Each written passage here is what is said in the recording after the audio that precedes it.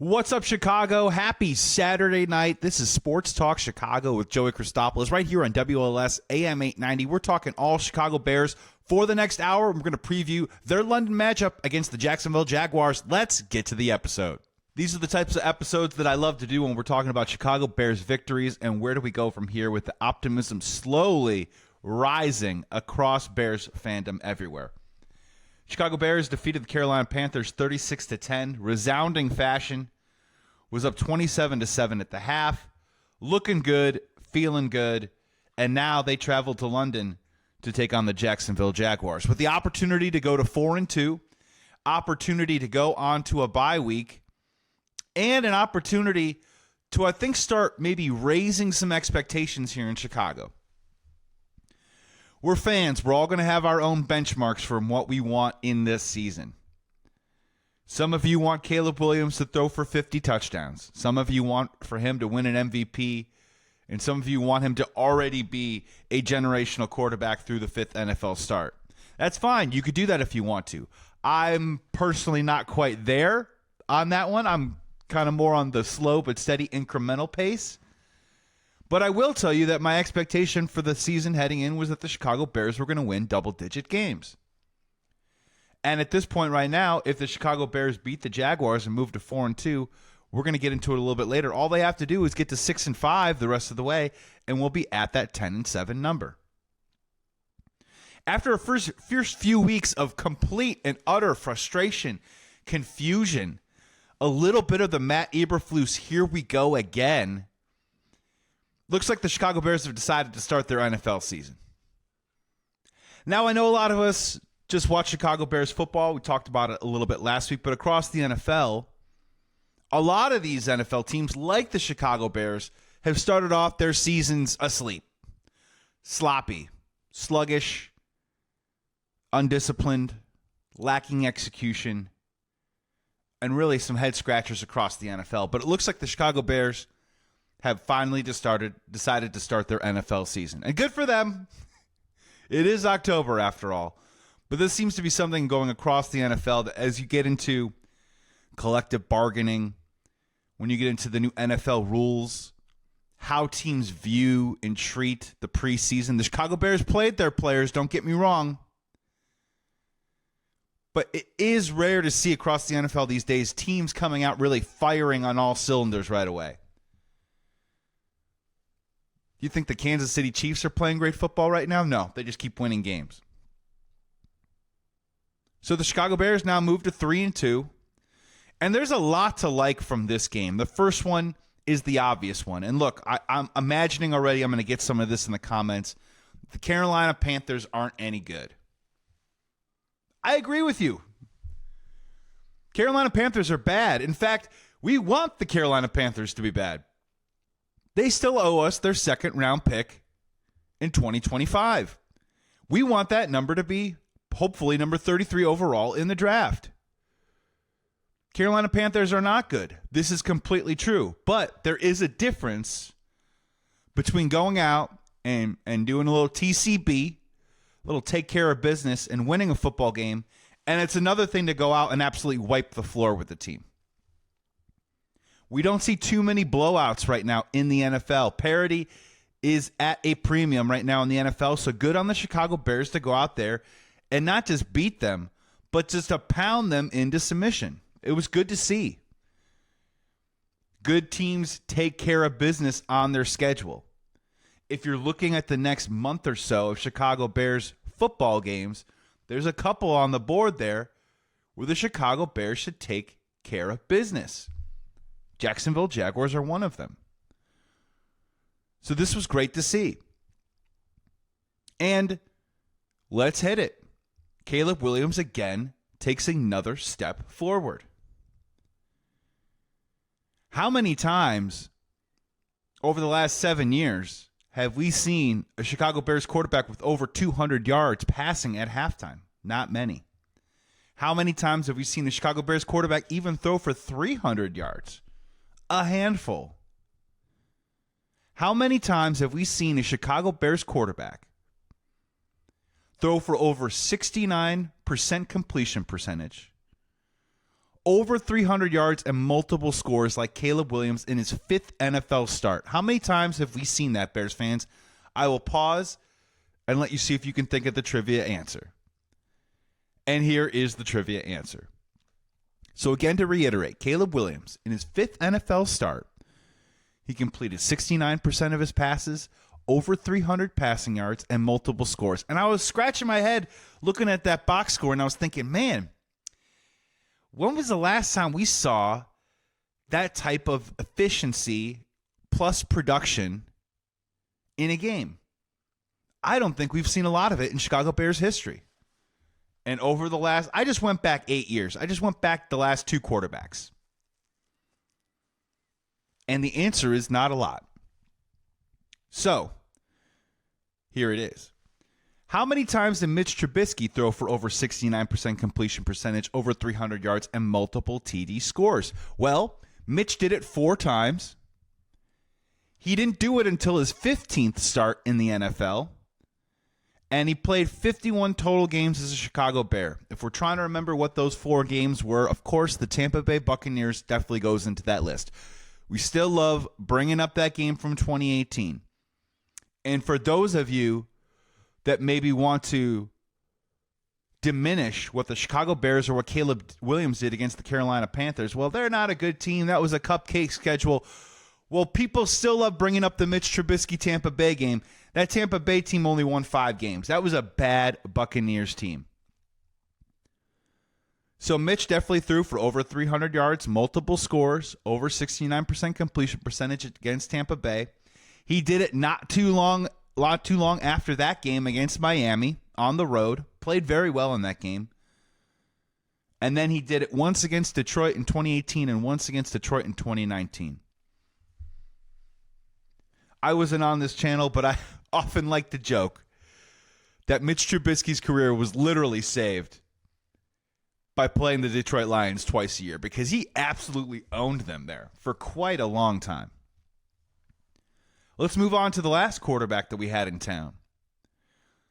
This might be triggering for some, so prepare yourself. Justin Fields. How many times did Justin Fields pass for over 69% completion percentage, over 300 yards, and multiple scores? The answer is only 1 time last year against the Denver Broncos. It took him 30 NFL starts to do that. He played 40 games total for the Chicago Bears. It took Mitch Trubisky 15 games to get those type of numbers. It took Justin 30 games. Caleb Williams is in his 5th NFL start. Not ready to crown him yet.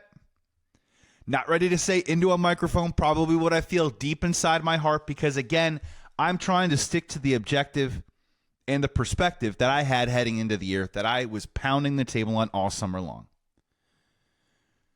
There's going to be some weeks where Caleb Williams wins you a football game. There's going to be weeks where Caleb Williams contributes to you winning a football game. There's going to be weeks where Caleb Williams is the reason why you lose football games. He is a rookie quarterback. There are going to be peaks and there are going to be valleys. This Carolina Panthers game is one of those peaks. Can he build upon that and be consistent? Is yet to be seen, but the pieces are there, and I'm starting to feel pretty dang good about it. And what is it about Caleb that I'm enjoying so much right now? Again, this is just eye test stuff, so we can probably litigate this and debate it. And debating is fun and healthy because we're Chicago Bears fans. But I tell you, the command that Caleb has on this offense right now is probably one of the most surprising aspects of this so far, outside of maybe the criticism I would throw at him, or maybe the downfield accuracy still isn't exactly where we want it to be. But just his calm and his command, leading the huddle, walking up to the line of scrimmage. He's had some tough weeks. It's hard to tell, right? But the quarterback is involved with some of the pre-snap checks that go into a running game. I think he's gotten better at that. I think we've gotten a little bit of a cleaner operation. And again, I brought it up on last week's show about Caleb playing up-tempo, and we saw it in the third quarter. When we get to the Chicago Bears keys, I'm going to walk you through a sequence in the game where they played up-tempo, they played no huddle. Caleb was dynamite, dishing the ball out to different receivers. It was great to see. And the recognition from a rookie quarterback already saying to himself, I think I have some angles, some ideas to give myself a leg up. I just think it's really impressive. Now they go to London. They got to take on a team, Jacksonville Jaguars, that we're going to get into. We're going to preview here in the second half of the show. That is not good defensively. Another great matchup for the Chicago Bears offense to continue to build consistent habits moving forward. And this Jacksonville Jaguars defense, they give up a lot of passing yards, and it's going to be a great opportunity, again, for Caleb Williams to possibly have another great game. But through 5 NFL starts, we're not necessarily at the point where, and look, I don't even really want them, to be honest with you. We're not at the point where we're seeing highlight reel plays. I get it. Jaden Daniels in Washington is dropping bombs right now, throwing the ball deep and connecting. That's great. Let him do that. He's probably a talented quarterback. I'm pretty happy with what we have right now. And Caleb Williams is no slouch either. He's been hitting DJ Moore down the field now. Last week, he's hit Roman Dunze down the field the week before. The consistency is something that I want to see improve a little bit, but it's coming. It's there. And every single week you see a little bit more. Another little piece to the puzzle that starts to give you those feels, those vibes, that I think we got a good one here in Chicago. How good? Tough to say, right? I'm not going to sit here and be like, through 5 NFL starts, I've seen enough to say that he's going to be the next Patrick Mahomes. And I've seen enough to say, well, maybe he could be Kyler Murray, who I think is an above average quarterback in the NFL. I don't know what the floor and the ceiling is for Caleb, but I will tell you this, his floor continues to rise every single week. And we're only 5 NFL games in. It's good to see. Another good thing to see is, again, this Chicago Bears defense. I mean, look, couple things they need to clean up, right? And I think it's going to be perhaps one of my keys in the second half of the show. The run defense, they gave up that long touchdown to Chuba Hubbard early in the game. But after that, man, they were nails. They were great. And it was big plays, too, as well. Gervon Dexter getting a sack. Kyler Gordon coming in on a blitz, helping out on a sack. Tremaine Edmonds popping out a fumble. Jaquan Brisker absolutely crushing Tommy Tremble there for that fumble. Unfortunately, that hit alone. And now has Jaquan Brisker in concussion protocol. He is not traveling to London and will not play in the game. I think that's a smart move. With a bye week coming up, you now give him 2.5 weeks to heal up and get back to playing the type of football that we're accustomed to seeing from him in the secondary. And trust me, the secondary is by far the strongest unit on the Chicago Bears. They can survive a week without Jaquan Brisker. Chicago Bears have secretly won 8 straight home games. And more importantly, on the defensive side of the ball, they've allowed 21 or fewer points in 11 straight games. That's a great marker. So, AKA, Chicago Bears offense. If you get us to 24 on the regular, this is going to be a fun season. And we're going to be talking about playing significant football games in January, the way this is trending right now. Defensive side, I thought this was actually the most impressive part about this was I keyed it on last week's show when we were walking into it, is that, Carolina Panthers, their offensive line graded out really well heading into this week. You saw it from the jump that, Chuba Howard had some holes to run through and was able to get that score early on. And I was worried that the Chicago Bears defensive line might disappear a little bit in this game. But I think they got after the quarterback just enough. They pressured him just enough. I think we're seeing Matt Eberflus maybe go to the blitz a little bit earlier in these games than we've seen from him in past seasons. Whether it's working now, whether it's working later, I just like to see Matt Eberflus try and make adjustments. Do not be stagnant. Do not be a step slow. Try and get ahead of what the opposition is thinking. Try and pivot when the pivot moment happens. I think those are all things I've been critical of Matt Eberflus in his tenure with the Chicago Bears. And I think in the last couple of weeks, I think we've seen some areas that give you a little bit of promise that maybe things are getting better. A maturity factor, an evolution, whatever you want to call it. And people talk a little bit about, and look, this is semantic, but I think a lot of people believe that the Chicago Bears have a top 5 defense right now. I'll be honest with you. I'm going to throw a little water on that. I don't see that type of prestigious ranking from our Chicago Bears defense right now. Can they get there by season end? Sure they can. But right now, I think they're definitely a top 10 unit. And look, again, we're splitting hairs here. Good defense, solid defense, and honestly, the type of defense that you want to have when you're trying to integrate a rookie quarterback and when you're also trying to integrate a new offensive coordinator like Shane Waldron, his new system.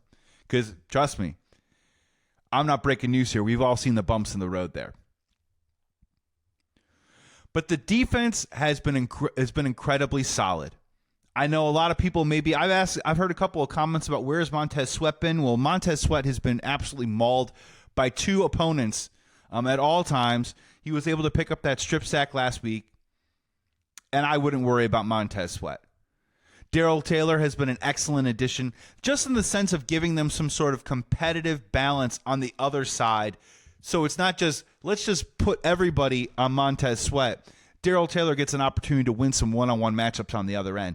And then in the middle, man, this is a part where the part of the season is early. But there have been some signs, some flashes, if you will, that Ryan Poles got it right so far.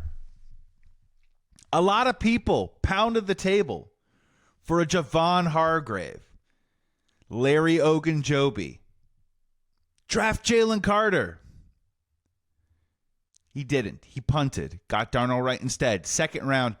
Who is Gervon Dexter from Florida, and how does this make sense? Zach Pickens is another story, but Gervon Dexter, to this point, has been our most improved Bear. Does he have a complete game? Is he great at also stopping the run? I think he needs to improve in that area, but in terms of getting after the quarterback, guy's got 4 sacks right now and is definitely showing up in multiple moments. When Tremaine Edmonds had that fumble, who was one of the first ones to try and jump on top of that football? It was Gervon Dexter. He's been incredibly improved. Andrew Billings has been absolutely fantastic. And if we want to nitpick on this defense right now, it's a little bit about stopping the run, and those guys need to step up for sure. I thought this was going to be a weakness on the team. I think it's more of a middle area right now. They're contributing. They're doing what they need to do. They're giving that secondary a chance to make some plays, and that's really all you can ask for. But bravo to Gervon Dexter. This is a guy to watch. And for Chicago Bears fans, this is the type of player that we fall in love with for sure. Will it be a challenge without Jaquan Brisker out there in London against the Jacksonville Jaguars? Absolutely, but they have depth. We've seen good things from Jonathan Owens. We've seen good things from Stroman Jr. Kevin Byard got an interception last week. I think they're going to be okay.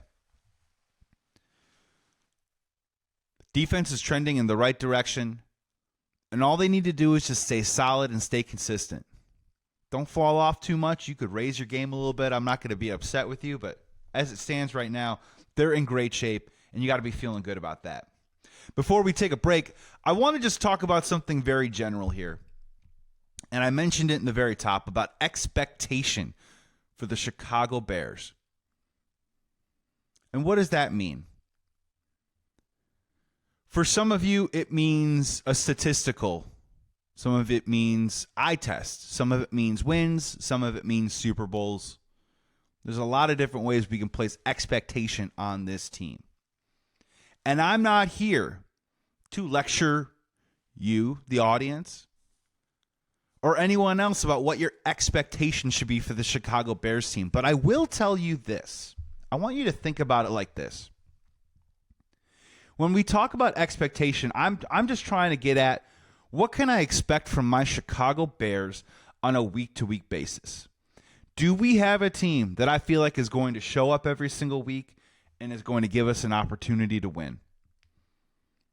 I'll be honest with you, after weeks 2 and week 3 against Houston, against Indianapolis, and keep in mind, Chicago Bears 3-0 at home right now, 0-2 on the road. I know we're playing a home game in London, but this is first technically another road game for them.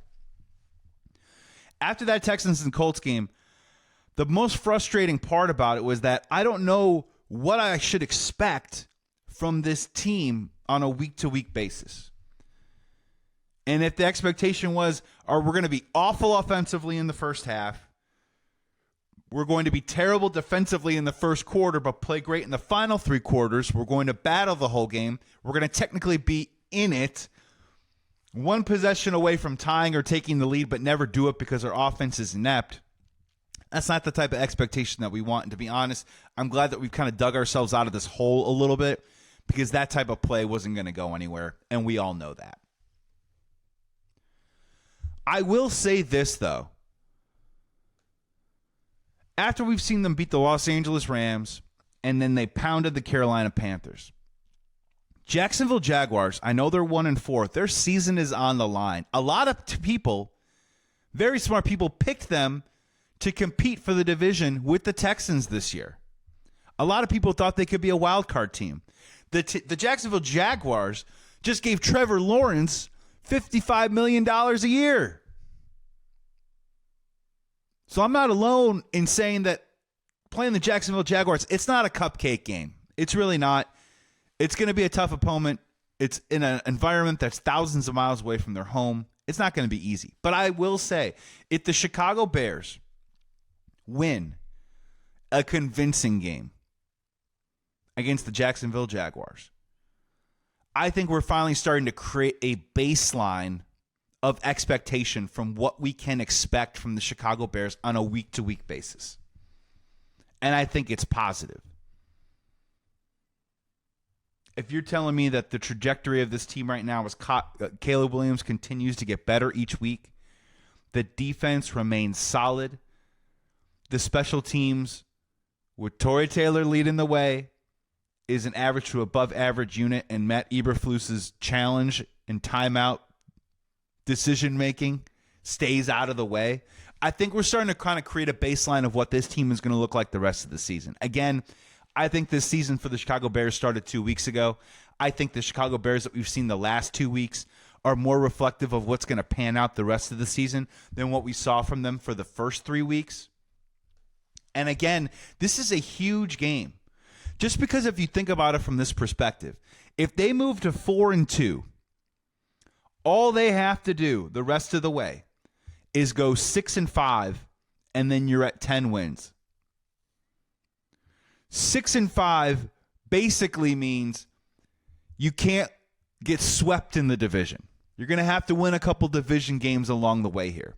We don't know what that San Francisco game is going to look like later on in the year, and we certainly aren't really sure just yet whether that Seattle Seahawks game, is that going to be playoff implications for us or for them or for both at that time.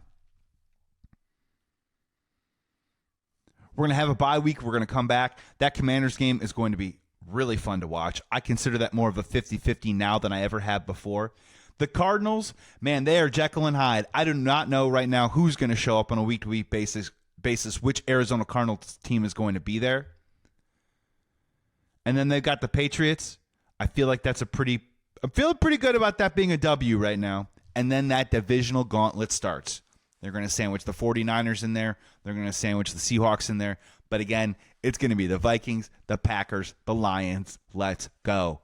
If they get to 4-2, All they have to do, this is just math, is be 6-5 the rest of the way.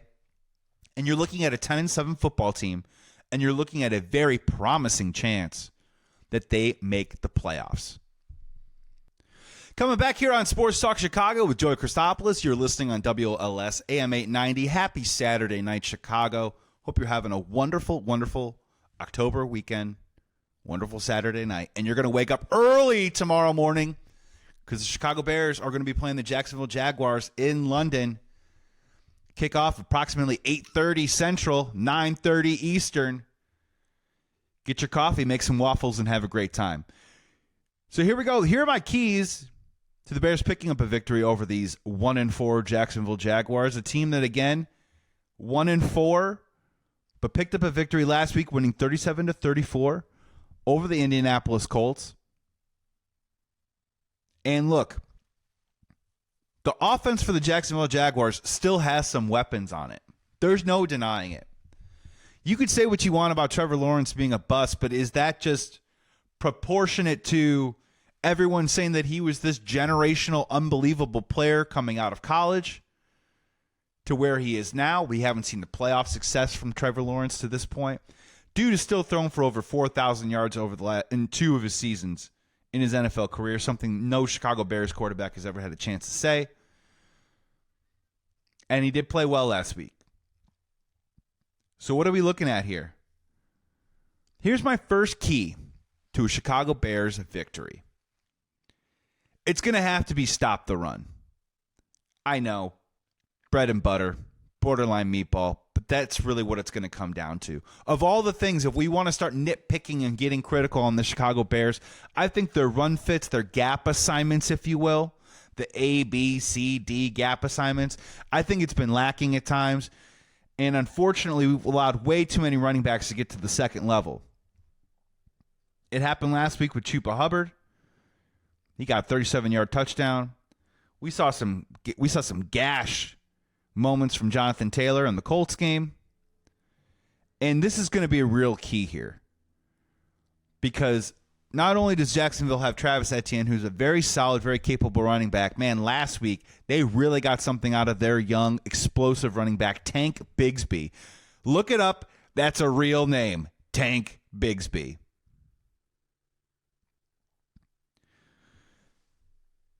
Chicago Bears, stopping the run is going to be key. It's going to keep Trevor Lawrence in these longer down and distance situations. It's going to be advantageous for our secondary to go out there and try and make some plays. It's also, if you're winning and trying to maybe even losing in a close game, trying to get the ball back, time of possession is going to be a factor. These games in London are always very strange. I know the Bears haven't played one in a while. But it does feel like that one team or another team has a propensity to jump out to a very fast lead. I always feel like I'm waking up and the score is like 13-0, and one team is really all of a sudden chasing another. And I think stopping the run is going to be a big, huge issue in this game. We need to see improvement from it in general. And in this one, if you want to start getting Trevor Lawrence in some situations that could be good for the Chicago Bears, I think they need to stop the run.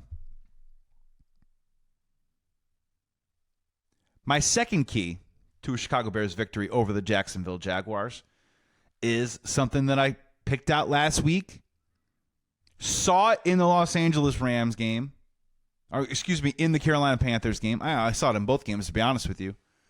And I want to see it again in this game. Stay up tempo. And again, I'm not asking for this. I'm not saying we go no huddle for 4 quarters of football. It just doesn't work like that. But again, Caleb Williams himself in a press conference talked about his need for flow, his need to stay in rhythm. I interpreted that as he wants to play up-tempo, no huddle for these sequenced moments, run a little 2-minute drill in the middle of a game, run 5 quick plays and see what we can get out of it. Well, as we're tracking this, he did that very thing. In the third quarter, We saw this come to fruition, and I absolutely loved it. It was about 11 minutes to go in the third quarter, and this is the sequence that happened, and I absolutely thought it was great. On that drive, Caleb Williams hit Cole Kmet really quickly for a 6-yard gain. After that, they stayed no huddle, went back to the line. About 30 seconds eclipsed, hiked the ball, Caleb Williams to Roman Dunze for 11 yards, first down. Went back to the line, did not get into a huddle. Caleb, cleaning up the pre-snap looks, hikes the ball after 28 seconds. With about 13, 14 seconds to go on the clock, Caleb Williams to Keenan Allen, 19 yards. And then my favorite one happening at about the 9:30-ish mark. Caleb Williams hikes the ball, sets his feet, and is looking on the right side. Completely resets his feet again to the backside, has great footwork, and delivers the ball to DJ Moore. Now, there's two things on this one. The first one is he's playing fast, and in those moments when he gets a little up-tempo, we saw some success, and we kept it rolling. You can't sub out from a defensive perspective. You can't sneak a linebacker in and then have him drop back into coverage post-snap. You just got to line up and just play it as it plays, and I think that's giving Caleb this great advantage early on in his career to see some stuff and get the ball out quickly. Right in this moment right there, it worked. Pop, pop, pop, pop, pop. The other one is that DJ Moore throw. I know we've been seeing a lot of the highlights of him throwing touchdowns at DJ Moore, but if you go back, if you have an opportunity, about 9:30 to go in the third quarter, look it up. It is a play and a pass that, I'll be honest with you, I don't think in my lifetime I have ever seen a Chicago Bears quarterback do. I'm not being hyperbolic. I don't think I've ever seen it before. I really haven't. Caleb Williams, now here's the thing, and we don't know this, and honestly, even the great experts, unless you're in the Bears locker room or on their coaching staff, can understand or know this for sure. I don't know if it's coached out of him to specifically set his feet in one direction and then move his feet in a different direction. There's a lot of different ways to manipulate the defense. I think for Mitch had a little bit of a shoulder fake, a bit of a shoulder pump, which I liked. I thought Jay did a little bit of that of the same. To be honest with you, Justin didn't really have any of that type of manipulation tactics in his toolbox. Just is what it is. But for Caleb, for him to set his feet, go through his progression, look on the right side of the field, and then have the common sense to not only look to his backside to DJ Moore doing a slant across the middle, but also reset his feet and move them back over. I'll be honest with you, I just haven't seen a Bears quarterback do that. We've been shackled to a quarterback who we would hear things like, well, we need to split the field in half for him. If we just roll Mitch out and split the field in half, it'll make his decision-making easier. The next quarterback we had in town, Justin Fields, we heard things like we had to simplify the offense.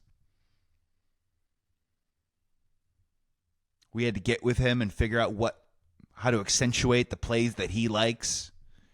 Now, I get it. We had to have a little bit of a leadership council with Shane Waldron, a little bit of a come to the mountain moment.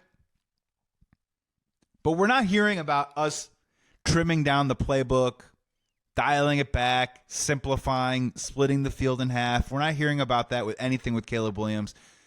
If anything, he's completely in command, and he's advocating for things that he wants instead of a coaching staff saying, well, maybe we need to do this to make it easier for the quarterback. The quarterback is asking for things that he thinks are going to be easier for him, and it isn't dumb down the playbook. It's, I want to play faster. I want to play faster, and in a sense, he's using the whole field. I know it's nuanced, but if you get an opportunity, Caleb Williams is honestly using his eyesight to go through his progressions, and he's getting to that 2 and that number 3, and those things were seldom seen from a quarterback in past iterations. It just is what it is. So the Chicago Bears, I think it's one of the keys of the game is, I'm not saying we're going to do it all the time, but if you do it once or twice, I want to see that up-tempo style against a defense that, by the way, is allowing 6 yards per play. That's 31st in the NFL. They're allowing 393.5 total yards to their opponents per games. That's 31st in the NFL. And they're giving up 287.8 passing yards to opposing quarterbacks. Also, last in the NFL. Another great opportunity for the Chicago Bears to have a great offensive day. It's a good matchup for them. They should have success. Which leads me to my next key. And I don't know if this is a full key. I know we're on, key 1, stop the run. I think that's the most important one. Key 2, I want to stay in that up-tempo offense. That is key number 2. Maybe this is like Q2-1, 2A, 2B, whatever you want to call it. But I am starting to ask myself, when are we going to get the Keenan Allen that we thought we were going to get? And also the question is, what is Keenan Allen at this point in his career? Made a couple nice catches in the game, don't get me wrong. In previous years, obviously I'm a huge fantasy football nerd, but in previous years watching Keenan Allen, the dude runs wide open regularly. To be honest with you, to this point in the season, I haven't quite seen that from Keenan Allen. So when are we going to see the real Keenan Allen, and what can we actually expect from Keenan Allen right now? My hope is, or maybe my prediction is, that at some point during the season, we are going to get a Keenan Allen burner, a heater, if you will, for 2 or 3 games. And I think that's going to be worth its weight in gold. We all know about DJ Moore. I think I'm confident, and I think we're going to see a lot more great things from Rome Odunze, and he's slowly getting implemented more and more each week. Rookie wide receiver. These things take time, I promise you. The third one is, and it's a little bit of a mystery, is what are we going to get from Keenan Allen? I think this would be a really great week for Keenan Allen to have a good game. And what is a good game? I'm not saying I'm ready for him to catch 10 balls and 200 yards. I don't think he's at that point in his season. But I think anywhere in the range of 6 catches for 60 to 85 yards, maybe find the end zone. I think that's an expectation worth having, and I think that could be one of the keys in this game. Because let's be honest, we're sleeping on him at this point. It's almost as if Keenan Allen's production is house money. Little extra change in the pocket. I mean, we like what we're seeing from Cole Kmet. DeAndre Swift, who I was very critical of, suddenly is rejuvenated. And suddenly it's almost like he got contacts or glasses or something, because his vision in between the holes has greatly improved the last couple weeks. The 1-2 combination of Doug Kramer in the backfield and Roschon Johnson is the buddy cop movie, I never thought I needed, but I do.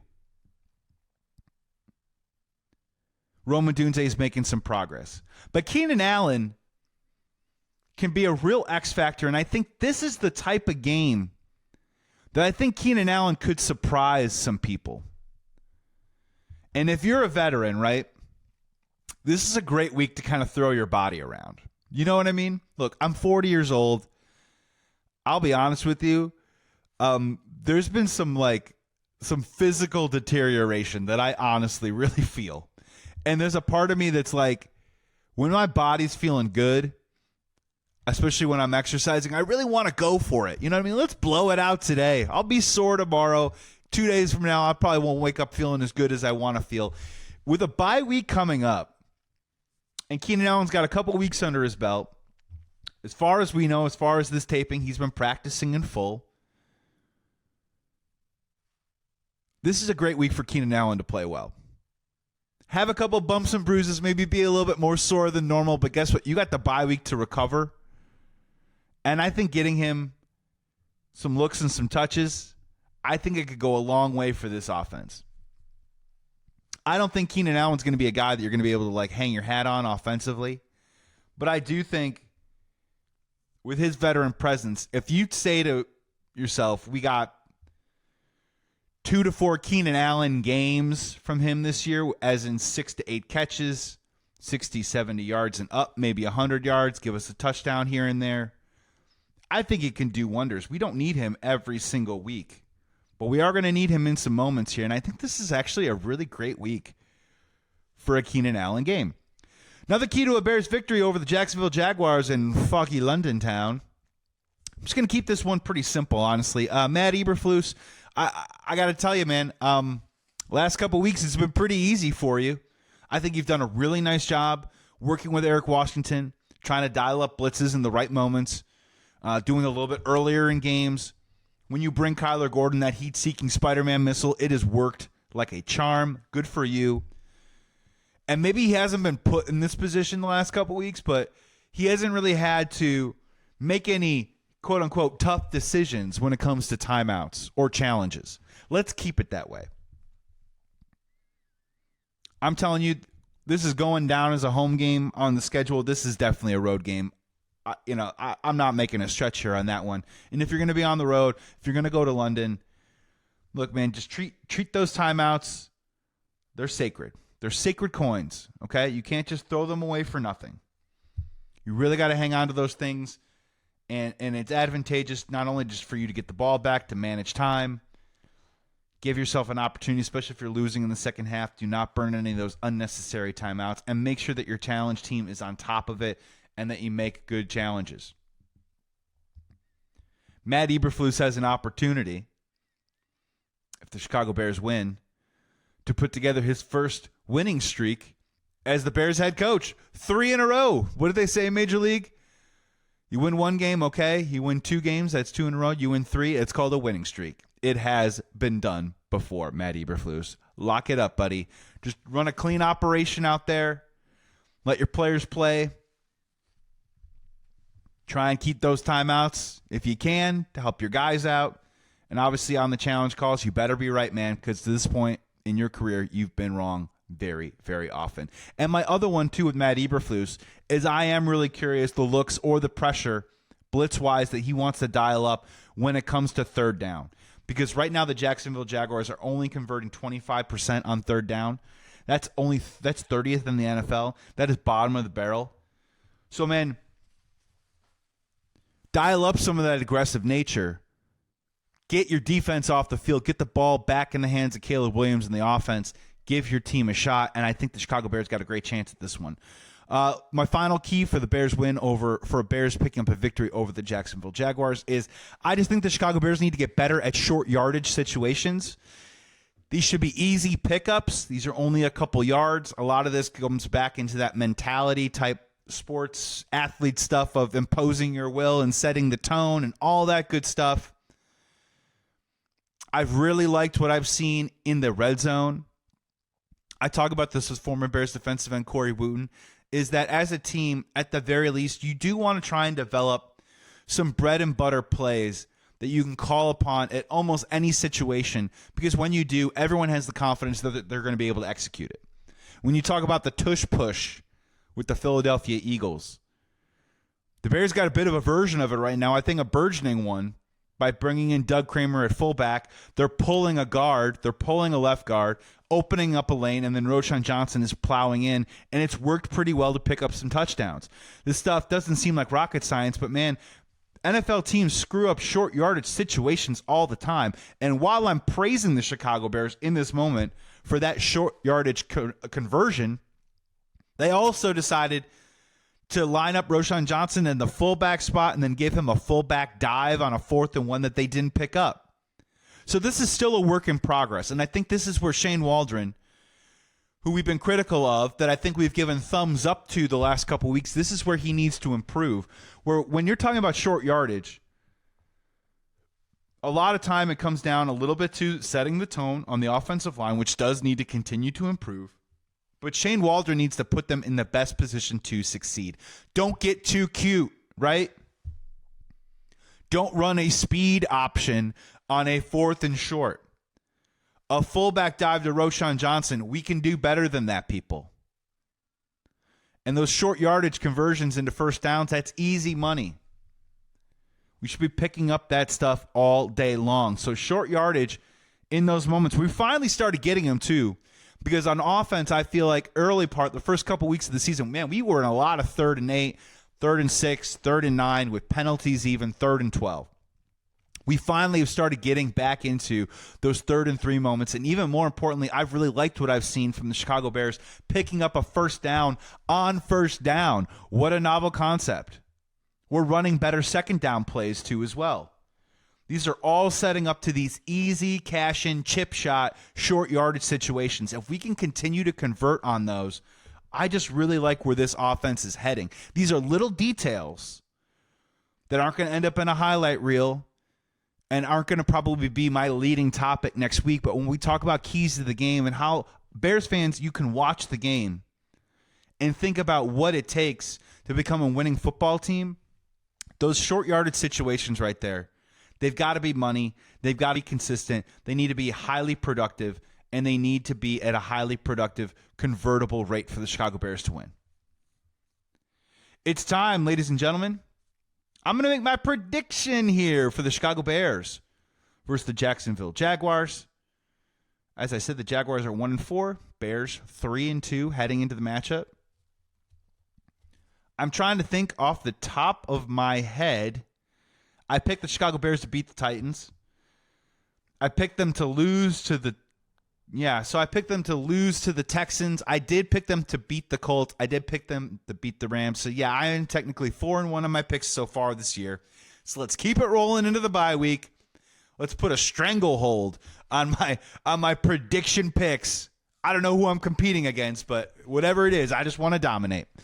I'm going to go Chicago Bears win again. I think they do go to 4-2. I am excited about this team possibly picking up that 4th win, doing it in such a manner that all of a sudden now the whole narrative, the feeling, the confidence begins to slowly turn on this team, and we get to that baseline of consistency where we say this Bears team, this iteration in 2024 can win on a weekly basis. I think it happens in this game. I think Chicago Bears win 27-17. I do like the Chicago Bears keeping an opponent under 21 points, sticking around at that number. And I think 27 is a very, very manageable number for the Chicago Bears. I like what they got going on in the running game. I think Caleb is now at the point where he's progressed, where multiple touchdowns can maybe not become an expectation, but certainly can be something that we feel pretty good about heading into a week-to-week basis. And I do see a double-digit win. A double-digit win against the Jaguars in London, going into a bye week, making themselves 4-2, heading into then that Washington Commanders game. Man, I think this town is really going to start getting excited about the Chicago Bears, about Caleb Williams, about possibly making the postseason, all that good stuff. I know it's early. We are only probably in Chapter 2 of a several multi-chapter season that is the Chicago Bears. But when I say Chapter 2 is that I think Chapter 1, the first 3 weeks of the season, I think that's over. And I'm believing that team that we saw in the first 3 weeks is not the team that we see the rest of the season. And I'm hoping that this Chapter 2 has begun with the Rams, the Panthers, and now this Jaguars game. I'm hoping this collection of games now reflects more on what the Chicago Bears are going to look like moving forward the rest of the year. And that's that baseline. Baseline, beginning of the year, man, I think it would be great. I'm a little scared. Somebody prove me wrong. We're slowly getting to the point, especially if the Bears win 3 in a row here and pick up a win against the Jaguars, that we are getting to that baseline where I myself am starting to say, I expect, and I can't wait to see the Chicago Bears compete and possibly win on a weekly basis moving forward. If the Bears lose this game, it's really going to depend on the manner a little bit. Now, look, if they go to 3-3, it's not the end of the world. It makes the rest of the schedule a little bit tougher. They're going to need to continuously improve in different areas. That Washington game all of a sudden becomes monumental. If they lose, okay. I mean, if they get blown out in London, unfortunately, 1 step forward, 2 steps back. Is that the story of the Chicago Bears? I hope it isn't. Not the way they played the last 2 weeks. I don't think that's going to be the case. But if they come out and they win in convincing fashion, I think we can start to build up that high floor, get to that baseline that the Chicago Bears consistently are going to be in ball games We got a quarterback who's getting better every single week. We got a strong defense that I think is top 10. Other people think is top 5. And we got an offense that hopefully is getting better and better. That I'm not saying they're going to be a top 10 offense. I just need them in the middle of the pack. Again, you give me a top 10 defense, you give me a middle of the pack offense. I think that's a playoff caliber team in itself in that moment. We're getting there. This game, can't wait to watch. Can't wait to get up early. Set your alarms, people. Don't forget. Enjoy your Saturday night right now, listening here on WLS AM 890, but make sure you get enough rest because we're going to be up early watching this game, and hopefully the Chicago Bears walk out with the victory. That's going to do it here for Sports Talk Chicago. I am Joey Christopoulos. You can follow me at Joey Sports Guy. You can follow us on socials at Sports Talk Shy. I want to thank my producer, John Meadows, and I also want to thank the beautiful, wonderful audience here at WLS AM 890. I appreciate the time. I appreciate the listen. Go out there, enjoy your Saturday night, Chicago, because tomorrow morning when we wake up, we got Chicago Bears football. Bear down. Hopefully they pick up a victory. Have a wonderful week, and we will see you next week.